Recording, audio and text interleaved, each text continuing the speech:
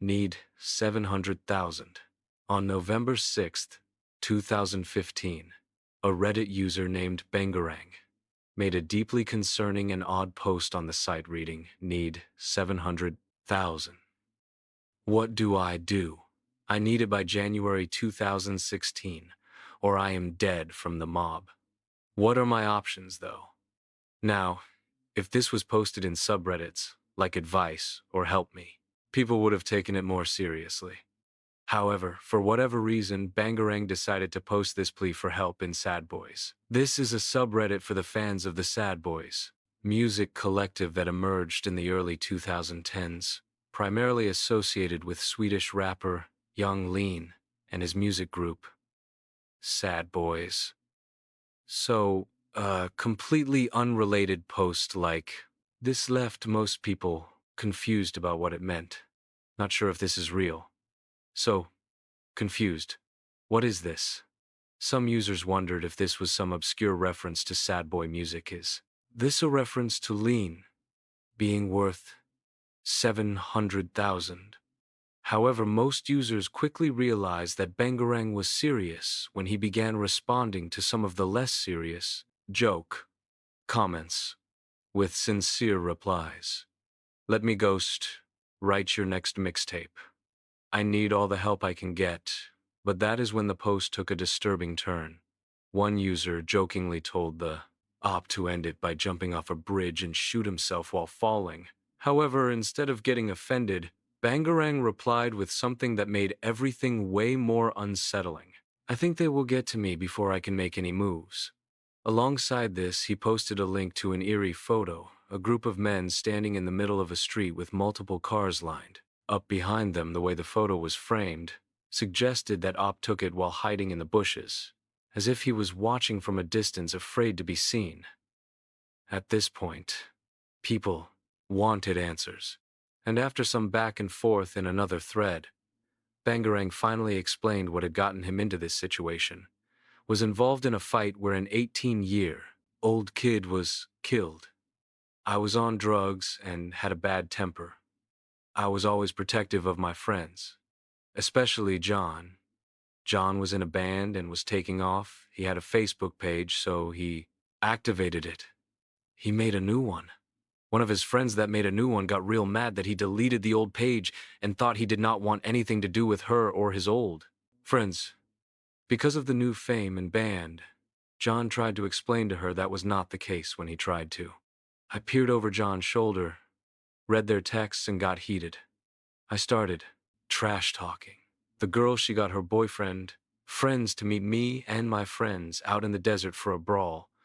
One of the guys there was with the gang members, guys group, and pulled out a gun to shoot me. And one of my friends grabbed the gun from him and ended up shooting the guy and killing him, the dude that pulled out the gun in the first place. Then, after the fight, I violated my probation. The cops were already after me for drug use. They found out I was involved in the fight and the shooting of the guy, and they added the Senplank battery charge. I was not charged with murder, but was involved in the fight, which is why they added assault and battery charges, plus the probation violation. But I continued with drug use and violated my probation by leaving the state. Now, I am sobered up. I just turned 23, and I am in a real bad place with some people from the past. I do not sleep well anymore. Every night, I feel like someone is watching me, lurking in the shadows of the hallway or beyond the trees outside my window. Every little sound makes me jump sometimes. I feel like I am already being hunted, and the only thing keeping me alive is the fact that they are enjoying the game. This constant dread, this weight on my chest, I cannot shake it off. While these responses provided some important context for Op's situation, it still did not explain why the mob was after him now, or how having $700,000 would help him stay alive. By this point, people had stopped joking. It was clear that this was most likely real. One user finally spoke up, saying what everyone else was thinking. First of all, why are you posting this here? Second run, get out of town. To which OP replied, I got no one after learning about his sheer helplessness. User Pizza Man. 2, 3, 4, 5 chimed in with some detailed and practical advice to help Bangarang escape with his life. Get yourself into jail, and tell them to safely escort you to an airport afterwards if you warn them about the mob and spread the word. The police will look stupid if you die soon afterwards. Then if you do get to the airport, take several planes to several places and settle down somewhere far away. No matter how uncaring a police department is, they should listen to your plea for help. It might also help if you have a writer friend who can tell the whole story. If they do not escort you, let the police know as a last resort that they will be flamed online for not dealing with the mob themselves and for letting you loose, only for you to die.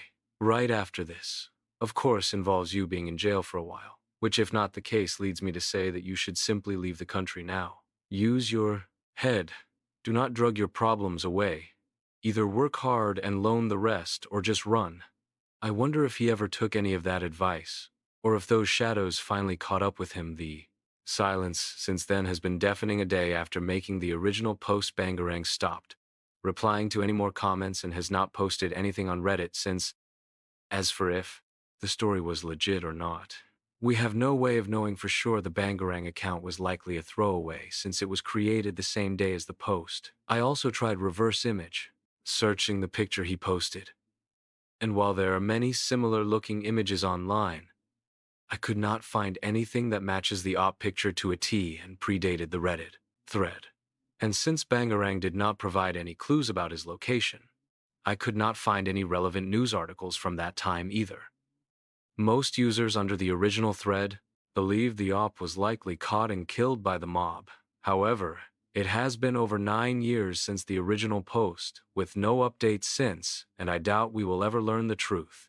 But sometimes when I think about it, I wonder if he is still out there somewhere, hiding, living off the grid, constantly looking over his shoulder, or maybe buried in some shallow grave in the desert, forgotten by everyone except a handful of strangers who happened to read his last desperate message online. A disturbing case surfaced on Reddit on the 31st of March, when a user called City, State made a post in the Reddit Bureau of Investigation subreddit. The title was, "Chilling. What could have been the reason why someone operated on my dog at first glance? It seemed surreal, but as you read on, the sense of dread starts crawling under your skin." The user explained that they lived alone in a quiet suburban neighborhood. They described their Labrador, a friendly, loyal companion who was always full of energy every day. They would leave the dog outside in the yard with food and water while they went off to work or ran errands. The neighborhood had always felt safe, peaceful. Nothing ever seemed out of place, until one day they came home and saw something that made their blood run cold. The dog had stitches, not a scratch or a simple wound, but surgical stitches on his lower and upper belly. In a panic, the user rushed their pet to the vet, hoping for answers. The vet, a familiar face from regular visits, examined the dog and said something that only deepened the nightmare. Whoever did this knew what they were doing. They performed a clean procedure, removing fat from specific areas, and then stitching him up with precision. This was not the work of a clumsy amateur. This was someone with knowledge, someone with intent. The user had not taken their dog to the vet recently, and neither the vet nor the receptionist. I remembered seeing him that day. So, who had touched their dog? Who had the keys to such precise cruelty? The police were contacted. The neighbors questioned the surrounding vet offices, called, but no one knew anything. There were no signs of forced entry, no blood trails, no broken gates. Nothing was missing from the house except trust and sleep. People on Reddit began speculating wildly. Some believed it was the work of a rogue vet or a deranged medical student.